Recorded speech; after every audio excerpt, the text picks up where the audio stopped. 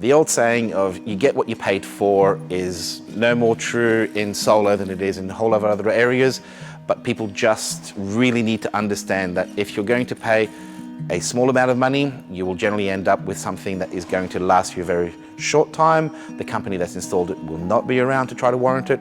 The manufacturer that's made those panels or the inverters will not be around to honor the warranty, and ultimately you're left holding the bag.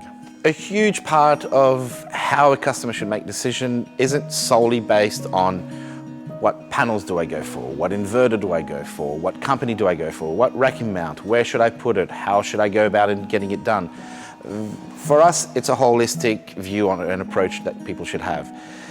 Everything can be looked at as individuals, but if you look at it in the group of this is what the end result should be, this is what my expectations are, and this is the company that can achieve it, and we try to meet those expectations as best as we can.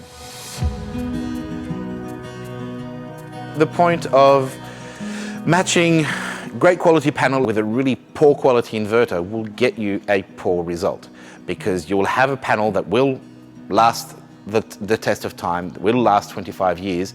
You match that up with a poor quality inverter, in 2 years' time you will have a system that's just sitting there doing nothing until you realize it's doing nothing. That's money lost, that's reduction of coal-powered power that you've consumed lost for no reason other than just choosing a poor result. That result being the choice of having made a really poor inverter selection.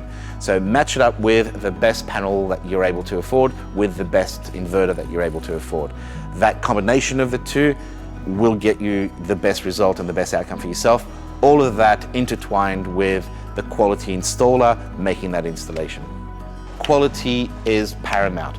Quality product, quality installation, quality result. So really understanding what goes into the process of the quality design, the quality selection of product, the quality installation process, and you'll end up with a quality result.